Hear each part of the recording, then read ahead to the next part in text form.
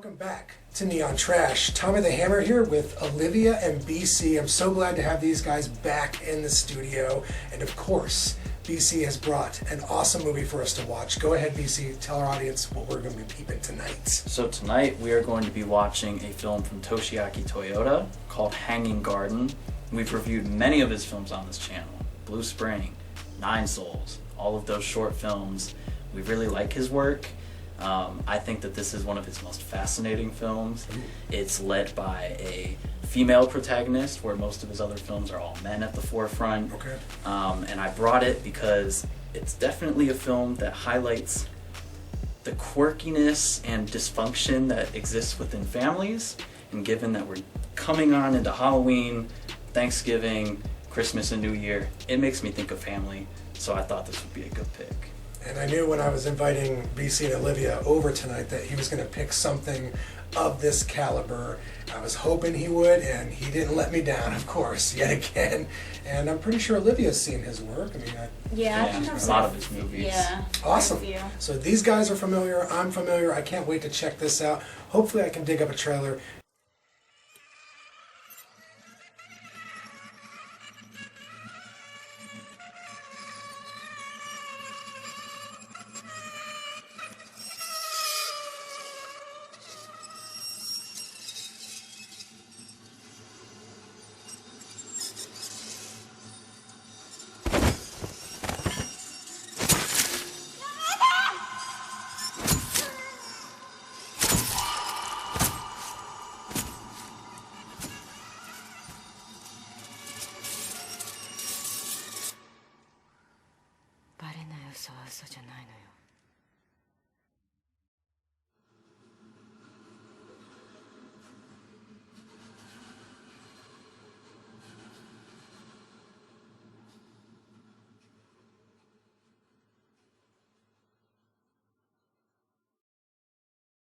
The old Hanging Garden.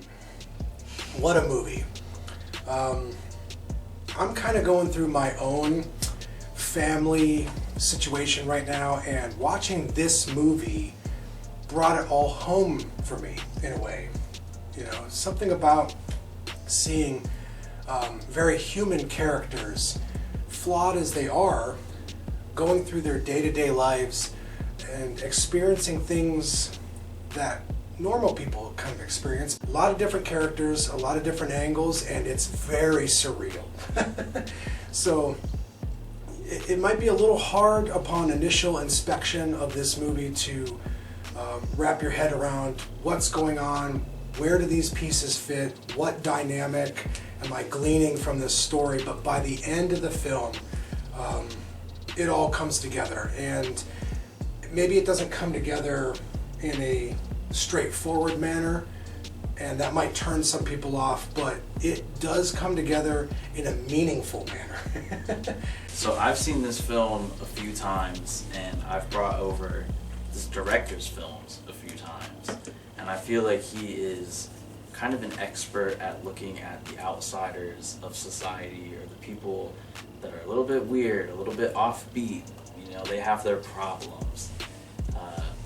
They're not perfect, like you were saying, but he humanizes them. Liv knows one whole side of me that Tom doesn't know, just because the dynamic of our relationships are different. Like, Tom's a best friend, this is my best friend and my partner.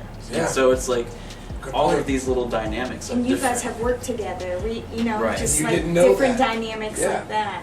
Yeah, good So when point. you put all that together, like, each character in this family has these dynamics, and then there's outsiders that come into that. And so, like, everyone is kind of living a lie, but it's in plain sight. And the question is, do you acknowledge it and have a confrontation there, or do you pretend like it's not there until things boil over? So this film takes it to it till it boils over.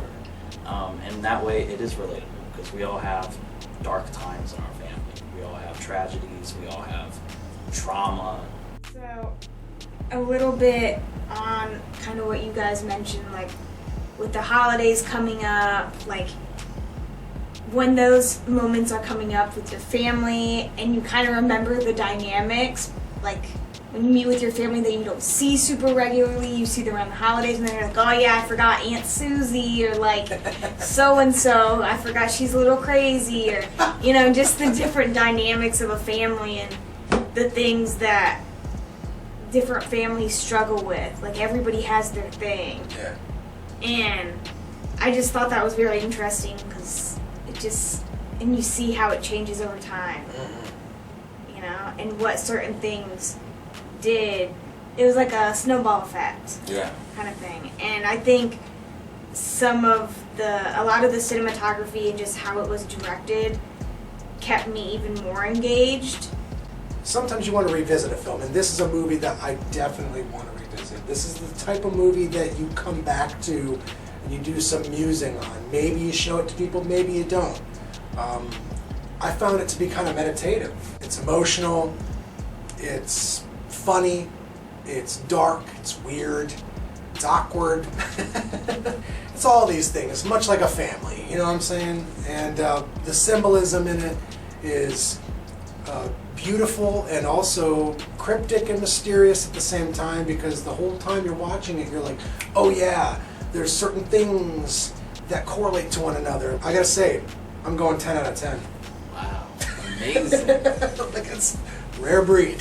So I have to admit, I felt pretty confident that I thought Tom would like this. I didn't know that you would go to a 10 out of 10, so I'm thrilled about that.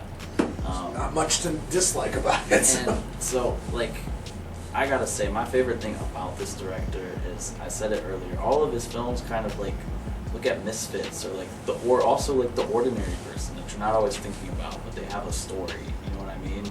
And he finds a way to take these things that are not really all that spectacular or whatever, and gets you to see like this is what our life looks more like. We can relate to this, and like, yes, our whole life isn't as doom and gloom as this necessarily, but we have moments that get this dark, where we have family stories that reach the echelon of these stories. We all do. And for me, it's a 10 out of 10. Uh-oh. No pressure. No. Certain aspects, like, oh, there's the water again. Like, I wonder what that symbol is. Like, is that purposeful? Is there, like, a message behind it? Like, you almost started looking for those things, like, where is the water in the scene, or what, like, the wallpaper was, like, all circular, like, you were noticing it. It was almost like a scavenger hunt, but then it was, like, I don't know, it was very eye-catching, and it kept you involved and, like, intrigued, you know. If you watch it on a sad day, you can feel a certain way. If you watch it on a, you know what I mean? Like, there's a lot of different ways that you could take it. Yeah. So I think this would be interesting to watch again and see, like, if I notice different things, or, you know, different things stuck out to me. So I really enjoyed it. I would give it a 10 as well. And I can actually vouch for what both of them have said. This is like my 4th time seeing this. Oh my god. And the first time I saw it, I did not rate it a 10 out of 10, but I just noticed that I kept thinking about it all the time. And when you have that movie, you know you need to revisit it, and you know you're going to give it the 10 too, because you just feel it. Well, I was because it's debating where was I with this movie the whole time I was doing it, and even when I was saying it and like thinking about it, I didn't know where I was on the spectrum of star count. And then I was like, you know what?